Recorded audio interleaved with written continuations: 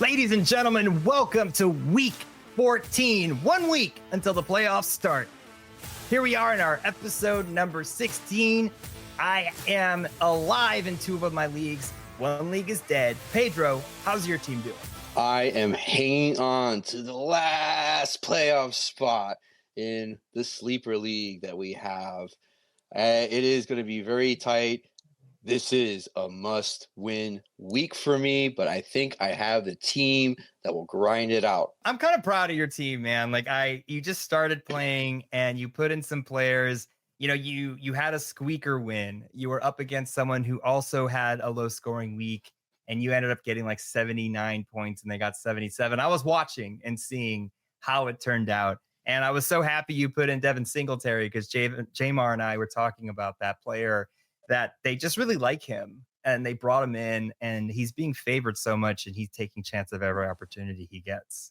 Dude, Devin Singletary single-handedly won my game, because what was funny was that it all came down to the Patriots-Giants game, and literally my opponent, it was my running back and his running back. It was Henderson versus Singletary, and those were the only players left. So literally the fourth quarter, it was nail-biting because Singletary would have a run for like 5 yards, and Henderson would have a run. And it was like second to the last play where Singletary, I think, ran for like 15 yards, and that got me net positive 2 points. It literally won me the game because like Lamar Jackson didn't have a great game again. Odunze bombed out now that he's injured. Judy and Samson experiment imploded. But then my kicker, Myers from Seattle, had an amazing game, had 19 points, and Houston also bombed with 2 points. So I really, if it was any other opponent, I would have lost big time. Because of Singletary and Vital, that I won. So I solved my running backs issue, but now Singletary's on a bye this week. So I have to find. And Odunze's hurt. Yes, Singletary is off. Odunze hurt. So looking forward to my week 14. I have picked up Blake Corum on waivers, and he's going to be starting for me. I have Pierce as the other WR1 from Indiana. It seems like he's going to get a lot more touches this week. And Pittman, I'm going to try the two-team tandem again with Pittman and Pierce. I have Goddard as my tight end. I picked up Michi as my flex. I'm going to put him as my flex for the New York Jets. And I'm riding the Myers and Houston train. I think that was an anomaly last week. I think Myers, he's been a consistent kicker for me, has always scored at the high 10. So I think it's going to be a very big week for me. I hope so. I mean, right now the projections have you as a super underdog.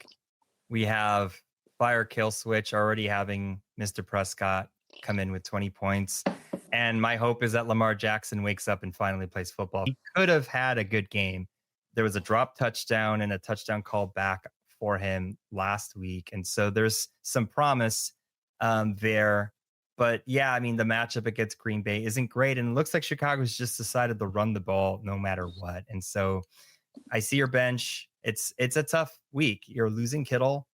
You have Zonovan Knight. Houston usually comes in, and Myers has been crazy good as of late. You picked up Mechie, which is excellent.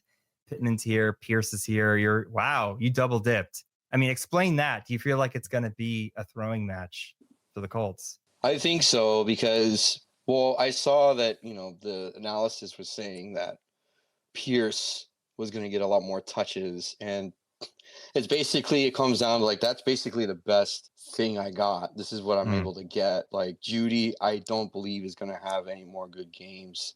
I'm starting to lose faith in Shedeur Sanders. I don't know if it's going to be, the right matchup. At least it's not this year. Zonovan Knight has been boom or bust. And so I'm really kind of betting on the two-team tandem. That's what I did last week with that squeaker win. I also had another squeaker win the week before. So 2 games in a row, I remember I was being projected to lose. Like I had a 30 or 20% chance of winning, and then I ended up grinding those out. I'm really thinking that my running backs are going to come through again this time. I think Corum's going to have a breakout game against the listless Arizona. My matchup, I'm doing the two-team tandem with Pierce and Pittman. It's kind of like an insurance policy and also a consequence of what I basically have left on my team. I figured to take a risk on Pierce because Daniel Jones has been a great quarterback so far. I think it's going to be a throwing match against Jacksonville. Jacksonville doesn't really have a great defense. I have Jerry Jeudy on my bench. I don't think he's going to really do anything for the rest of the season. I don't know, if Shedeur Sanders is going to have that breakout year, maybe next year if he's even still on the team. And obviously with Zonovan Knight, I think now that Arizona is off playoff contention, I don't think he's going to have really a, that big of a game. But I'm really betting on my running backs, Vital and Corum. Those running back slots came through for me last week. I think picking up Corum will be a big win for me, again, because he's going up against Arizona. And I think Vital, he's just a stud. I think he'll lob off at least 15, maybe 17 points, if not more. And Michi, I think I feel good about as a flex spot. Like if he has a really good game, or even if he meets his projections, right now he's projected to at least get 8 points. I think that gives me a big fighting chance. Then it just leaves with my kicker Myers, who's just been having a phenomenal season so far, like just tons of points. And I think Houston, they had a big game against Kansas City 2 weeks ago, and I think they'll have another big game again this week. There's some landmines in some of these players. So Kamani Vidal, he might have Amari and Hampton back on Monday. So you'd have to make a decision there. You'd have to just say, I'm going with Vidal no matter what. And then Corum, Kyron Williams is playing. He's not hurt, but they've been splitting it more. So that's sort of like, who knows what's going to happen. So if I were you, I think the Zonovan Knight or one of those two players, especially Kamani Vidal, like if Amari and Hampton is back, I think they do give a lot of the touches back to Amarian, even though Kamani definitely has earned the role, but it might be a split. So like, I don't know, like it could go either way. There's just some asterisks there. I like the way you broke it down though. I think that these do give you a fighting chance, and you're doing moves that most people wouldn't. Like a lot of people would stay away from double Colts, but it is a good matchup. And, Pierce is like a home run hitter. He doesn't need that many targets. He could get a touchdown, and Pittman is the old reliable, right? And it's kind of a blessing in disguise that Adunze isn't playing for you, because I've been putting him in my other team and it's just been terrible. Like it's just the last 6 weeks, it's like I should have been sitting him every time. Yeah, I mean, it's basically like desperation moves at this point. I mean, the last 4 games have been desperation moves, just because like I've had a running back issues. I couldn't find a wide receiver. Now it seems like I found my running backs, and now like Odunze doesn't seem to be, he's been knocked off track for a little bit, and he's been my stud for a long time. I'm looking at the waiver wire, and it's been like slim pickings. And so, now I'm already thinking about next year. We're being like, all right, this is what I can, focus on, for next year, what types of players I want to get, what types of things I need to think about. I shouldn't be drafting a quarterback with my first pick. I should be getting a running back or wide receiver, because last week I realized that all the players don't score the same points. So, I know that there's different running back metrics and wide receiver metrics, and I see the light now of picking the your RB ones or your wide receiver ones as your first. Look, those conventions work over time, but there could be these boom seasons, right? Like if you picked up a Josh Allen, for instance, instead, where he's scoring 40 points or something, he's had some crazy boom weeks. You might be saying something completely different. Like Lamar got hurt. Any quarterback can get hurt. And when they get hurt, it can mess up your whole year. And so your philosophy was, I'm going to bet that Lamar Jackson is going to have the biggest year ever. And he might have, and he has. And you're just looking at how consistent running backs come through. This is another year where if you bet on running backs not coming through, it was a mixed bag. There were some that are just huge this year and some who've popped and gone away. Rico Dowdle is a prime example, because his legs are running out. Like apparently he was good for a few weeks. The matchups were great, but now it's looking like it's Chuba's backfield again. And I had Amar in Hampton, and as he rose, I was so happy. And then he got hurt, and it just killed the hockey leagues because I just didn't have the running back depth. I think I needed to get some more running backs, that top tier talent, and then back them up right away. But again, it's a lot of luck. In my Yahoo league, all my running backs, literally all of them got hurt, except no, they all got hurt, man. It's tough. Like, I admired when you did that, and it just the luck ran out. That's all. Before we dive into your leagues, I have a question. Like, how much has injuries really impacted this year compared to the seasons past? Has this been the worst for injuries in fantasy? Yes, for me. And I think for a lot of people, like, I mean, just the impact has been huge. So dog wearing sunglasses started out with James Conner, Aaron Jones, Trey Benson, and a few others. And all three of them got hurt for most of the season. And so I didn't get his backup, Aaron Jones's backup, because he was coming in at too high of a price. They were being drafted right next to each other. So it was just so difficult. So I'm looking back at week one. I'll share my screen right now. And you could see week one, here's James Conner getting 12 points, Aaron Jones 14. I'm feeling great. Oh yeah, J.K. Dobbins, I didn't even mention, he's out too. So, and then Trey Benson, look, every one of these running backs I picked got hurt. What am I supposed to do with this season? I've just lucked out that I had Rashee Rice hidden there, and he's carried me, man. I mean, like, I've had some booms with Devonta Smith. I've had some games where Jalen Hurts has done well. Justin Jefferson is more like a flex option this whole year. And Drake London also got hurt. So you're talking about, look, man, Drake London, James Conner, Aaron Jones, J.K. Dobbins, and Rashee Rice was out part of the year. And then Trey Benson. That's 6 players out for my team, 5 with injuries, 4 for almost the whole year. So the fact that I'm 7-6 is a minor miracle. Like, injuries killed this team, and it's only because of Rashee Rice and a few others that have boomed that have kept me alive. Well, what would have been the typical like injury rate? 1 or 2 players. Wow. So I've had more than double. Like, that's ridiculous to have that many. My most successful team, Ramiro's regular folks, has had way less injuries. J.K. Dobbins was out for the year, but that was it. And everybody else is still good. Well, I want to see the playoff grid of where we are in the Sleeper League, just to see like how close we are and like how much I'm hanging on. I think I'm like on the 6th seed. So you are number 6, and you have 11, almost 1,200 points. And then Ashton Powers is 6-7. So if he wins and you lose, you'd be 7-7, and they have more points than you. So you're like, even if they lost, they would have to win. But even if they lost, if you both, so you would have to hope that they don't win. Ashton Powers, who you're facing, by the way. So that's in your hands. Nick has more points than you, so you need him to lose too. If you lose. Right. So you have to basically win to get in. That's winning in. Winning in. I mean, there's a few other people. These are 2 6-7s. So if they lose, you could luck out. If the Biscuit Makers and Nicholas Ariana both lose, you could kind of squeeze in there as the 6th seed. Like, it's still possible even with the loss for you because of your record. But you'd have to ask for some help. From me specifically, if I beat Nick, that's great for you. And what was the other one? The Biscuit Makers.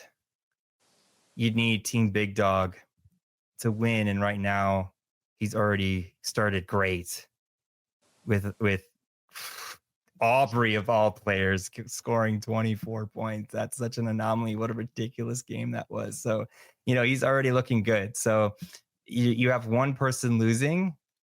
You would need 2 more. You would need Nick to lose. And then if you win your game, you're in. If you lose, you would need me to beat Nick and Team Big Dog. So it's not like you're out no matter what, but it helps a lot. Like, you're in if you win. Yeah, it'll be easier. And I think you have like currently the number 1 spot, right? I've just slowly gone up every week. Like, we were all like in a really similar spot not that long ago. And I'm basically fighting for the bye right now. I want to keep the bye so that I don't have to face people and accidentally get knocked out by some you know, I don't mean insult anybody, but by some 8-6 team, and I'm like, what the hell's going on here? Like, I'm 9-4. Well, I mean, it's not that crazy. If I came in at, yeah, I mean, 9-4, 8-6, not 9-5, 8-6 isn't like some scrub came and beat me. But I guess like a 7-7 team could come in and beat me, and I would hate that. Yeah, that wouldn't be fun. That'd be a little annoying. 100%. So yeah, Mr. Big Dog, if these two 8-5s, all the 8-5 people could take me over if I lose, depending on how many points are scored. So the points do matter. All those times I've sat players that have boomed could come back to haunt me because of how close the point totals are currently. So why don't we go into your other leagues as well and see how they've been doing? Of course, I love talking about Ramiro's regular folks. And again, it's the team that had only one injury that affected me. Everybody else has stayed in. And so Dog Wearing Sunglasses had the most and had the most luck. And so I am currently in 6th place. If I win, I'm in. I'll have to see what the standings are for the rest of it. There's some 6 and 7 teams. Squee could squeak in 14, 31 points. I have 14, 15. Yep. So if they win and I lose, they're in. Another 7 and 16, 14, 90. I'm not going to catch up to Hardball's heroes. So I'm basically just trying to hold on to the 6th seed. If some luck happened and the 7 and 6 team loses and the 6 and 7 team loses too, I could squeeze in just like you would on your team. So right now, I have King Henry is looking like they're going to win. Deluxe Apartment looks like they're going to keep their edge. So them beating Harbaugh's heroes really helps me, even though I don't like seeing the number 1 or number 2 ranked player win more, whatever. I just need to get in. And what else do we have here? Squee is currently winning. Like, I don't know. I think Archer's Tribe gave up. I don't know why they're so low. Yep, they've left George Kittle in, so they're not playing anymore. So I'm gonna lose. That's always a bummer when a player on a league gives up. That's happened in a few leagues that I've been in years ago, and that is like, has that ever happened to you more often than not? Where like you have people in your league and they just kind of give up, and it's just kind of like, that kind of stinks. Like, you want to get your wins like fairly, but it doesn't make it like competitive. And so if like a team, like in any major sport, if they're like trying to lose, it ruins the game. Like everyone has to try to win because look, this guy Archer's Tribe could play spoiler, and now that they don't, it's actually going to impact my chances of winning. They both have like the lowest scoring, like he's still got Roma Dunze in. So they both kind of given up. So it might come down to the wire because he still has Roma Dunze in. But yeah, if I'm the commissioner of some, of a league like this, and I see that they gave up because they're the last seed, I typically don't invite them back. It's just like, hey, it's only fun if everyone cares. Like this whole game, we're only talking about winning a couple $100. So ultimately, the fun is competing. The fun is just seeing. I love when I see people do waiver wires late at night and they care and they're looking into this. It makes you feel so validated at this hobby that we play. But when it's the opposite, it's just like, it deflates us all. At some point, like you sign up to do this because you want to play, you want to compete, you want to at least, give it a good effort. And a lot of it really comes down to luck. Not luck on the athletes, but luck on like the outcomes of everything. Like looking at my team, I didn't think that AJ Brown was going to have like, a poor season. I didn't realize that Odunze was going to be big. Pittman didn't come around until I think week 4, and now like Lamar, has been having single digit games. I'm not giving up on him. I'm not giving up on the game itself. I mean, there have been times where I'm like, oh man, it looks like I'm going to be losing and playing in the Pooper Bowl, but I'm just like, I still want to grind it out. I still want to, try. And now like I'm right in the thick of it. I have a correction too. I forgot I had 2 players in the last minute league, the week I'm a commissioner, and I had 2 players that went out. I already forgot Malik Neighbors was out for the year. So like only 2, a team can survive 2 injuries, and I'm in first place too. 2 injuries. But I have 5 on one team, and it's devastated my team. I look for backfill. I'm trying to help my teams, but when you see this, and this is week 1 me. I'm so excited for the year. I'm sitting Brees Allen. I have Scadaboo, Pearsall, who I dropped. He ended up getting hurt too, but I didn't see him as a major player. But J.K. Dobbins and Malik Neighbors, like my number 1, which is what led to our trade, A.J. Brown. And what happened? He's been booming. Like I was predicting week 13 and 12 that if I could survive long enough, who's carrying my team? A.J. Brown, 30 points, right? I mean, it played perfectly for you because you knew that he's a late season bloomer for that. And I think ultimately it was the right thing for me to, even though I only had Cam Scadaboo for a couple weeks, like he basically won me my games, and I couldn't afford to wait for AJ Brown to come up the way that he did. So in the end, I think the trade worked out for the both of us. I think it's really working out for you right now. I kind of go into philosophies like, well, what am I going to do to win this week? I'm very like tunnel vision like that, where it's like, okay, I might not be looking at the fuller picture, but I'm just really like, okay, like what can I do to win this week? And if I'm willing to trade some players that weren't performing, and I'm not really trying to bet on, someone trying to bust out when I'm staring at a 2-3 record and trying to, get back in this thing, I'm willing to just jettison some players and make a trade like we did in getting Scadaboo. And for those 2 weeks, it was great. Like that first week when Scadaboo had like 30 points and was crazy and it was like breaking out as a star, it was great. But then he got injured and it was not great. But I had to adjust, and then that led me to get Singletary, which has been great. Not as great as Scadaboo, but has been great. Yeah, I'm looking at your weeks. Scadaboo scored you 30 points that first week, the week we traded, and then 16 the next. You didn't win, but you were very, very close to winning week 7. And then I think, was it week 8 or 9, he gets hurt? Yeah. Yeah, he gets hurt here. So he won you one really important game, and like basically you're at that time where you have to win every game. And so he gave you one solid win in week 6, and you won by 9 points. So it really mattered. Yeah, and that's the reason why I'm still in it. So,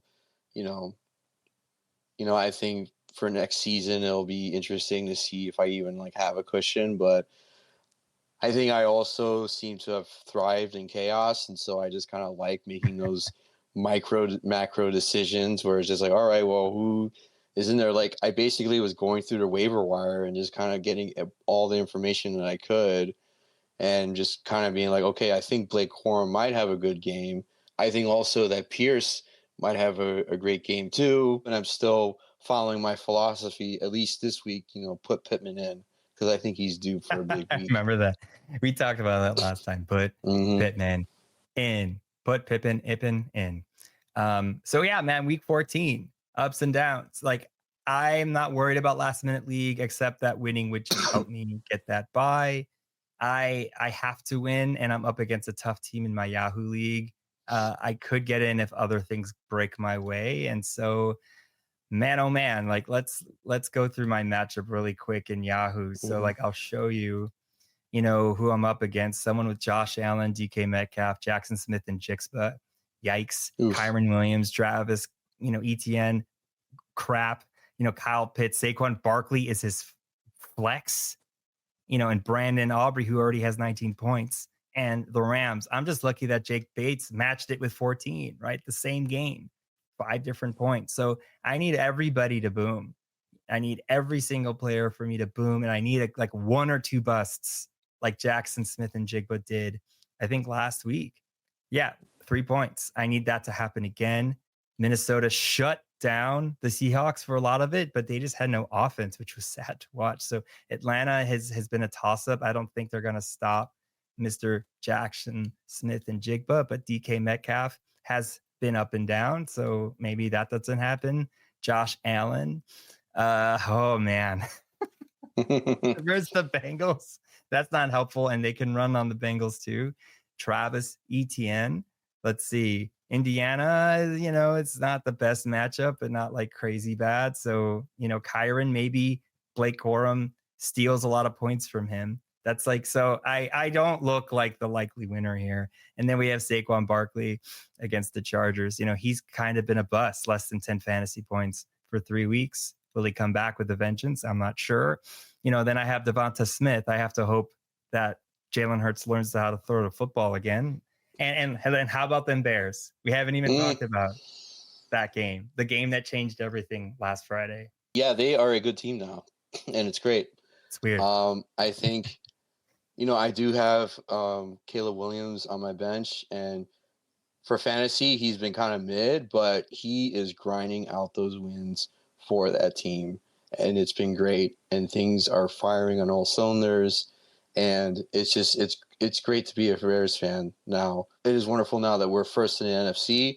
We probably won't last there, but the playoffs are a definite possibility now, and I think we could do really well.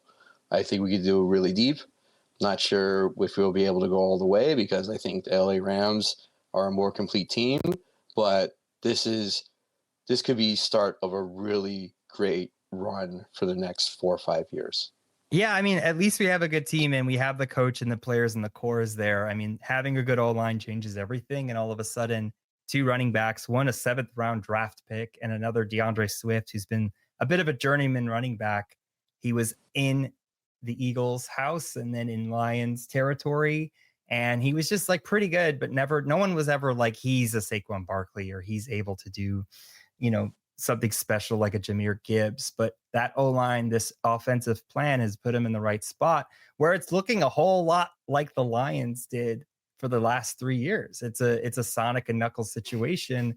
And it's between Kyle Monangai and DeAndre Swift. And I have both in one of my leagues and it sucks because like, I don't know who to start.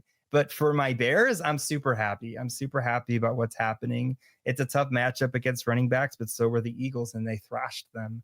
And so I'm waiting to hear about Olave, whether or not he's playing. But for now, DeAndre Swift's in my flex. And I wouldn't be too bad if I woke up and said, you know what, leave him in over Olave. 10-3 sounds real nice. And being able to do that against the Packers is even better.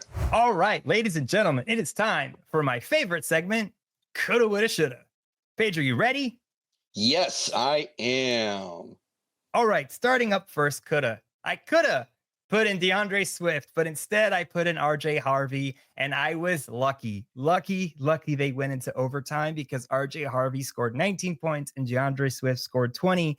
But, imagine my face when I'm watching the Bears game, and I'm not excited because I sat DeAndre Swift, right? I wanted to celebrate fully with my Bears, but I just felt like I listened to the analysts, I sat him, and I was disappointed. I wanted to enjoy that game 100%, and there was a part of me that was a little sad that I sat DeAndre that day. I would have started Chris Rodriguez and Tyler Algier, but I started Kareem Hunt and Aaron Jones instead. And I'm not sure what to do with dog wearing sunglasses, right? Like my running backs all got hurt. I just named them. 4 of them were out for the season at one point or another. And so I didn't start those 2 who were on my bench. And had I started them, I would have won my game, which would have been huge for me this week. And so losing, unfortunately, because of Kareem Hunt and Aaron Jones got hurt, of course. That's the luck of that team. And Kareem Hunt, he just didn't have the week he had the week before. And so had I known, I would have started some players that were deep flexes. But again, you just never know with NFL football. It's just all over the map. And I should have sat Justin Jefferson, but I keep hoping for a miracle. And the only thing, JJ McCarthy, the only one who won that game was JJ McCarthy because he's better than a 3rd string quarterback. I mean, Jamar kind of planted it in my head, like maybe he's going to have a breakout moment, but he didn't.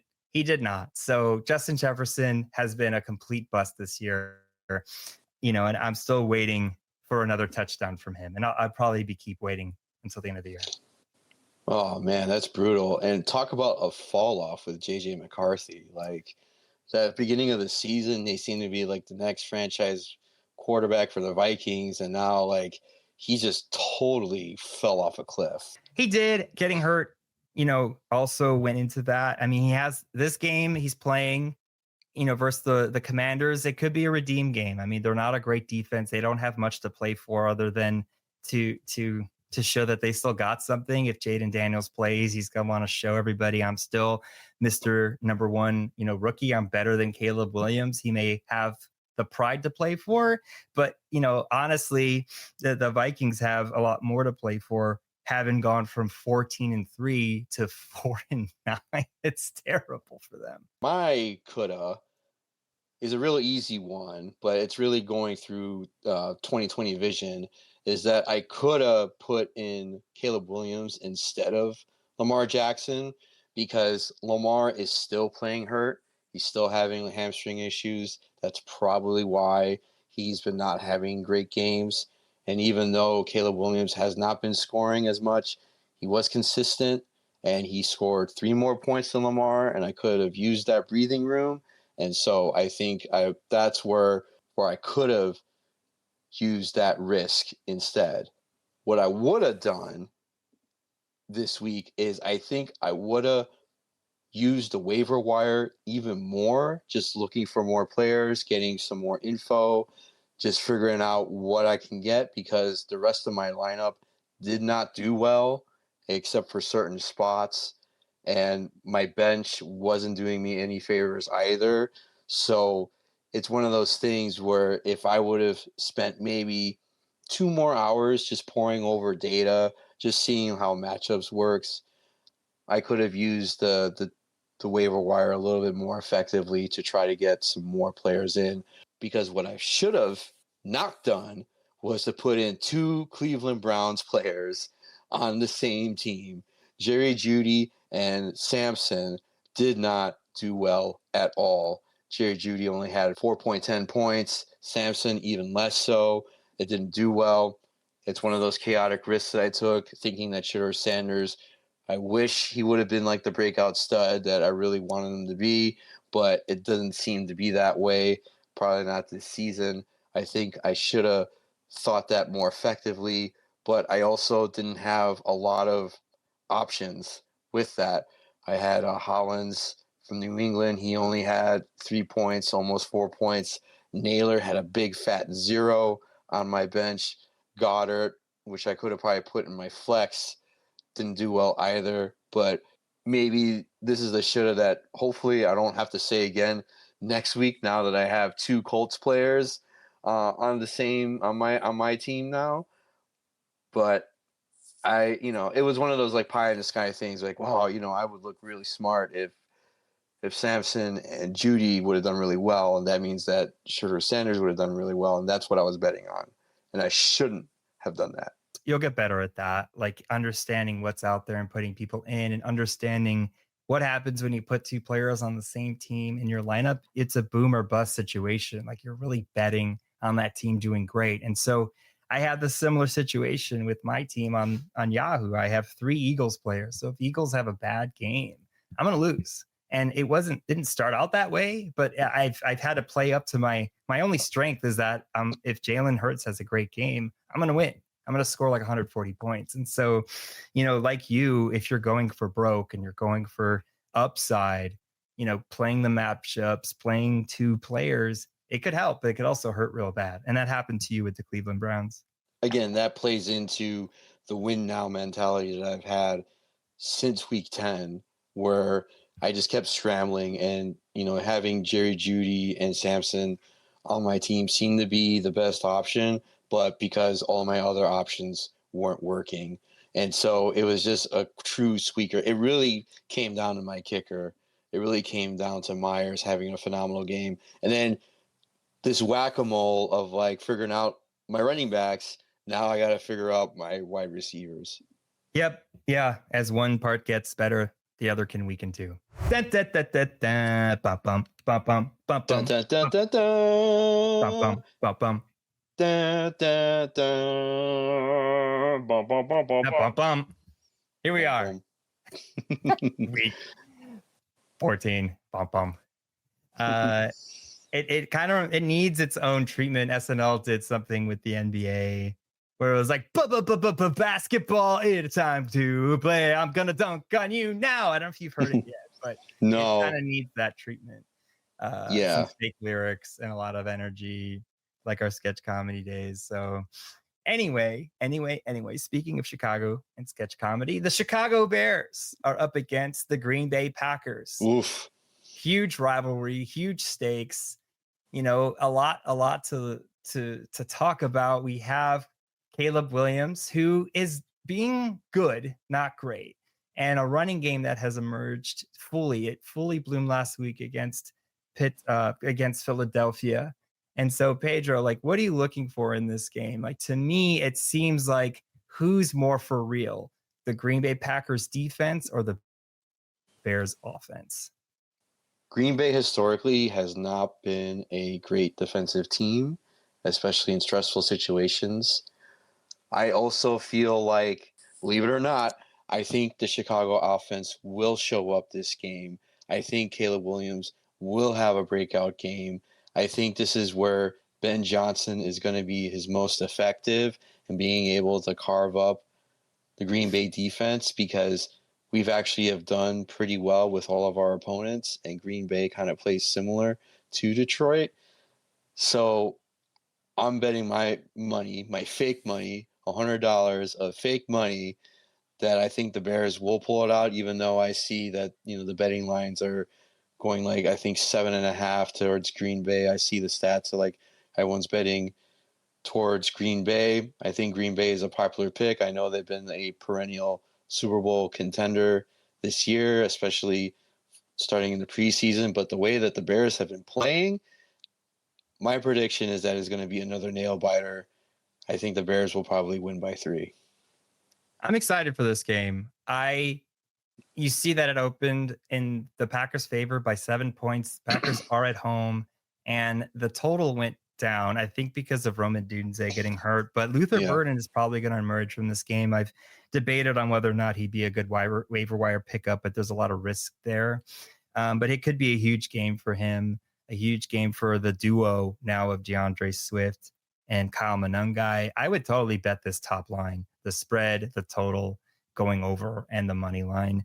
I'm talking about small amounts of money, like $3 to $6 for fun, but it could be exciting. I think it's very possible. I think, 7, I can't believe it, right? Like after what they did to the Eagles, so resoundedly, beating them, we're seeing that the analytics has them as an underdog. They only give a 30% chance of the Bears to win. And then, the people at home see the Packers 64% to 36%. I'll click on Bears right now. And the tickets are as low as almost $200, even though it's snowy and cold. And so people show up to these games in the Midwest. Well, I think a lot of this shows like, a lot of the Packers bias, like, to the Packers credit, even though I won't give them a lot, like their fan base is just as ferocious, if not more, than Bears fan base. With us, we kind of like, when we suck, we're not going to be that much of a homer to be like, they can beat them.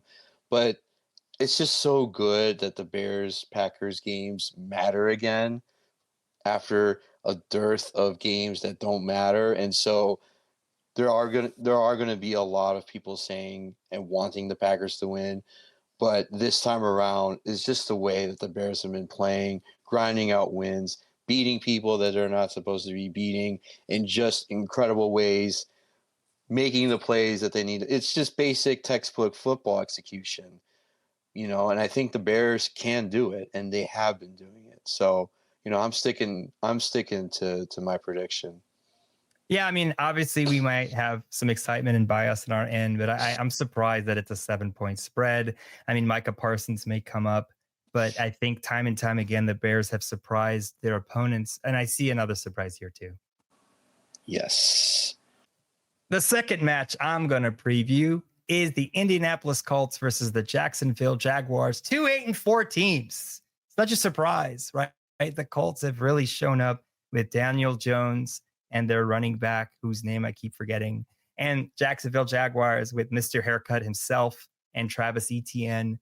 winning games. It's kind of interesting to see, the differences. It's in the Colts territory, and tickets are as low as $50.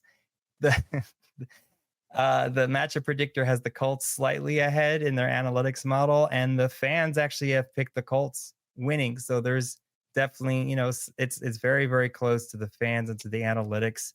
And here we are. It's Jonathan Taylor. That's his name. And your Pierce pick, Pate, maybe you're right, man. Look, he's got the most yards of anybody on that team. Brian Thomas Jr. has been a bust, basically. And you look at the two QBs, 11 interceptions to 7, 19 touchdowns to 16, 3,000 yards to 2,600. I mean, Pedro, this game should be one for the books. Right now, the Jacksonville Jaguars are not favorited. It started with a 2.5 point spread, and now it's 1.5. So it closed the gap. Looks like it's going to be a high scoring game. It's basically a coin flip, Pedro. Anything else you see here? I think, like the Packers, I feel like there's just a lot of Colt fans that are waking up and realizing their team is good again, and that they have like such a great story with the owner Irsay passing away, and then the daughter running the team, and so you see her like running around with her jacket and headset. I think a lot of it is kind of biased at this point. I think Jacksonville will actually pull this one out, because even though they're an 8-4 team, they haven't been talked up a lot this year, and I think that this is one of the moments where Trevor Lawrence really needs to step it up and have a showing that, hey, I am for real. And I think this is one of those games where Jacksonville pulls it out, then they will be taken as a for real team. So I think a lot of the analytics, a lot of the fan voting, the story is really playing out more than the game itself. So I'm seeing Jacksonville pulling this out. It's going to be close, but I think it's going to be like a one score, 7 points towards Jacksonville's favor. I mean, I'm looking at Jonathan Taylor's stats, and he hasn't had a touchdown in almost 3 weeks. Back when Atlanta, he had 240, a video game score, 244 yards and 3 touchdowns. Kansas City and the Houston Texans pretty much stopped him and didn't get him into the goal line. Everybody else, like, the Pittsburgh Steelers figured out how to stop them, but the Tennessee Titans didn't. I'm curious, it might be a Jonathan Taylor game. The Jacksonville Jaguars have been, pretty good at defense. And so, if they stop Jonathan Taylor, I think your two wideouts do boom this week, Pedro. Yeah, I think it's going to be a very pivotal game for me fantasy-wise. I do think that they are going to perform really well with Pittman and Pierce, PIP. I think that's going to be a very good matchup for me. I think it's going to be great. I think it's those players performing well, even in a loss, will be great. But really, the Colts have been struggling the last 4 or 5 weeks. They came out hot off the gate, with an amazing record. And then I think they lost 3 out of the last 4 recently. So, and also like Daniel Jones hasn't been in this spot before, being a top dog, being the team to beat. He was kind of middling in New York for a while. So not sure if the pressure of winning is starting to get to him, but I do think that he's still going to perform. But I think that Trevor Lawrence and the Jaguars will be performing better. Onward to our third matchup that we're going to be profiling. We have the 6-6 Pittsburgh Steelers against the 6-6 Baltimore Ravens. If the Ravens weren't struggling so hard, I would call this the mid bowl right now. It seems both teams are still trying to get their footing, but obviously Baltimore, with having Lamar Jackson at full strength, hopefully, probably, who knows? It's going to be a very brutal game, I think. As we look at the matchup predictor, a lot of people are saying that Baltimore will probably be winning this game, 65.5% to 34.2%. So moving over to the Vegas odds, they have Baltimore winning by 7-point favorites. My takeaway is that I need Lamar Jackson to perform like he's been performing earlier in this season. I really need him to perform. I want him to score at least 17 points that will at least get me into the competition of my own game. I think there are a lot of implications with this game. Whoever wins is going to be first in this crazy junkyard of a division. I don't think Aaron Rodgers is going to really do well. He's been falling apart. A lot of people are saying that this is probably going to be his last year, and also Mike Tomlin's last year. That being said, I think the stakes are really, really high. I think this is going to be one of the marquee matchups this week, only because a loss on either side won't necessarily dampen either team's playoff chances, but it's one of those things where it would carry the momentum for the rest of the season. My prediction is that Baltimore will squeak this out. I think it's going to be actually by 3 points, because as much as I want Lamar Jackson to have a great game, I think he's going to have another low performance, probably 10 points, 12 if we're lucky. And I think it's just going to be one of those games where it's going to be some sloppy football coming in. So, Ramiro, what are some of the keys that you think that Baltimore would need to do to pull this one out? Well, I'm looking at the weather. So, the weather is really important at this time of year, and it's looking like it'll be sunny with clouds, no rain, no precipitation, and a 7-mile-per-hour wind. So that's football weather to me. So there isn't going to be a lot of holding back of throwing the football. Both quarterbacks haven't really met the expectations. We only have 2,000 yards from Aaron Rodgers and 1841 from Lamar Jackson. And, the wideouts aren't going to approach. They may get 1,000 yards, but probably not. And so it's 100% up to the quarterbacks, but even more so for Lamar Jackson. This team does not do well without him. It's very similar to me, like the Buffalo Bills. And so it's like this to me. It's the Pittsburgh Steelers defense versus Lamar Jackson. So if they can sack Lamar Jackson Ravens. The Lamar Jackson Ravens is like, we have Derrick Henry and we've seen him be stopped in the past. Like he's a guy that he needs to get into the open field to really win the matchups. But we've seen Mike Tomlin stop the Ravens time and time again. And so it may happen again here. And if it does, I think it's a very, very frustrating season for Baltimore Raven fans. Yes, 100%.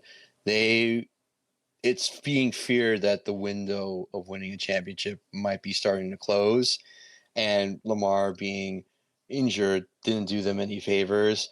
And it's just that, the AFC is just getting better. The power balance has shifted. The Broncos are good again. The Colts are good again. So it's just getting that much tougher for the Ravens to even make the playoffs this year, let alone trying to get through all those new teams that are good now. Yeah, I mean, my heart wants Lamar to show up and totally Donkey Kong a game out and just go off on Aaron Rodgers. Nothing will make me happier than to see Aaron Rodgers lose by 3 touchdowns. So that's what I'm hoping for, Pedro. I'm hoping for just a total blowout, that Lamar Jackson knows that it's time. And otherwise, it's just Mother Nature. If he's hurt, and maybe he shouldn't be playing. Yeah, I think no matter what happens, as long as Aaron Rodgers has a terrible game, Pittsburgh could win 9-6. But if Aaron Rodgers has a QB rating of 50, I'll be happy. I think that's very possible here. The Ravens defense has improved over time. Yes. It's looking at our fourth and final preview this week. We have the Houston Texans at 7-5 at the Kansas City Chiefs at 6-6. A lot of 6-6s this time around. So who do we have? We have tickets as low as $34, which, man, that just shows how much faith the fans have in Kansas City right now. That's pretty brutal. So in their matchup predictor, we have 65% of the votes are going towards Kansas City against Houston, which is kind of strange since Houston has been having a phenomenal last few weeks, just being able to beat down the Cowboys and be able to squeak out wins here and there. Their defense is for real. I last checked. fantasy-wise, I think they're the second best team as far as fantasy points goes. They've been very solid. And as far as the Vegas odds go, Kansas City is currently a 5.5 favorite against the Texans. Right now, it seems like CJ Stroud, he's been having an okay season, been having a sophomore slump. I don't think anything is going to match to the phenomenal season that he had last year, but that's quite all right. Patrick Mahomes, he's been kind of carrying the team on his shoulders right now. Everything else has been kind of falling apart. I'm looking towards like passing yards, rushing yards. It's kind of strange that Kareem Hunt is the leading rusher right now for Kansas City. And as we go down the line, I think the Super Bowl hangover has finally caught up to Kansas City. The amazing run that they've had in the last 4 years, I think they're just out of gas. And that the way that they've been struggling this year and now currently have a 6-6 record and I think are like in the 9th or 10th spot. Currently, they're not going to make the playoffs right now. And so we're going to see how much metal Patrick Mahomes has left, how much metal that the Kansas City Chiefs has left that they'll be able to take on a rapidly rising Houston Texans team that are very motivated. They had a very slow start to the season, but their defense really keeps showing up and allows CJ Stroud to kind of have a mid-season this year. I'm opening up playoff implications here, and we're looking at the AFC, the top 14 teams here. It basically puts Kansas City in 10th place. And so I don't think there's that many spots. How many get in? 6 teams? 7. 7. All right. So, Buffalo Bills at 8-4.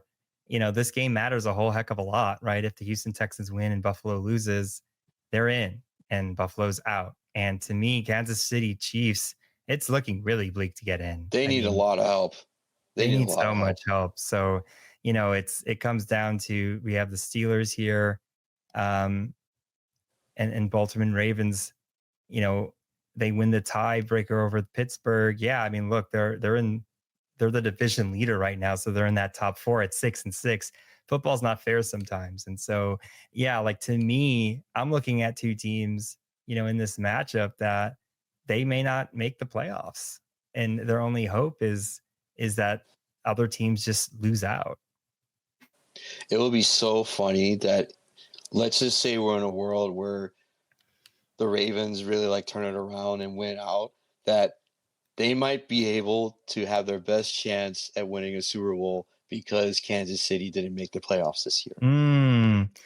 That's so much motivation to me, for the Ravens game. And I have to take a second here at this highlight. Like, look at my Chicago Bears here at the top of the NFC. Like, my heart stops. I'm like, what? Over the Rams? Wow. Wins tiebreaker over LA based on best win percentage in conference games.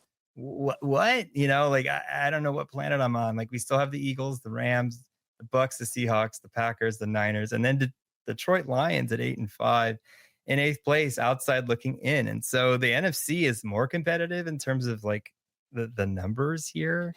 Once you get past the Lions, it gets a bit sad. Like, the Cowboys could sneak in. Everyone else is definitely not.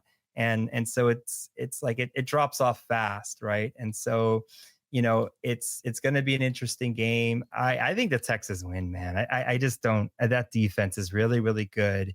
And the Chiefs don't have a real running back. It's been Hunt. And I think Patrick Mahomes can try to hero ball this out, but I think the defense is just going to bail the Texans out on this one. I think my bold take is that I think the Texans will have a blowout against Kansas City. I just think Kansas City is just out of gas. They've played so many games, like literally so many games. In a weird way, it kind of reminds me of the Buffalo Bills back in the 90s, where they went to the Super Bowl so many times over 4 years, even though they lost, and even though Kansas City has been more dominant. It's just very hard to keep that momentum up. And especially with this being Travis Kelce's last year, I think this is also a time where Andy Reid will probably have to make some personnel changes, some coaching changes.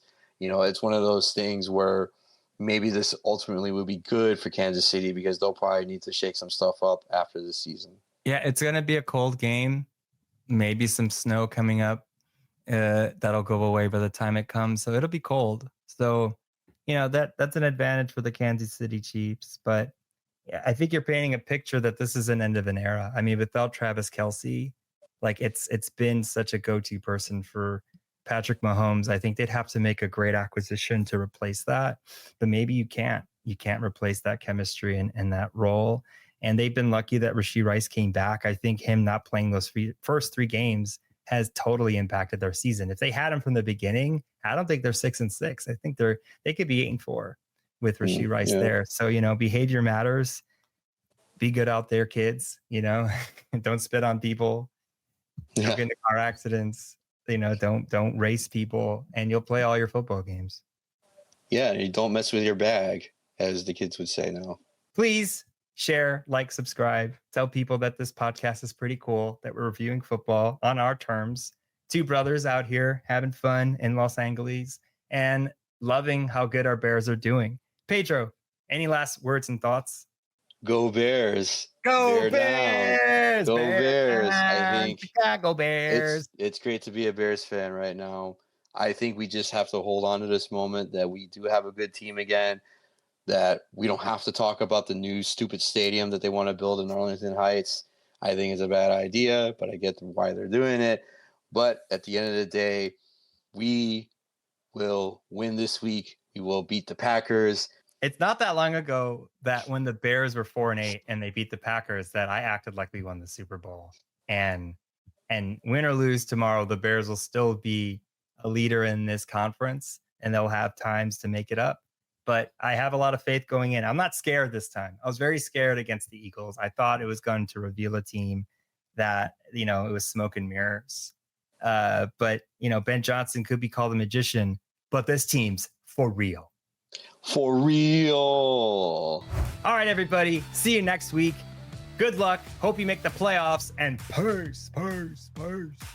See you later.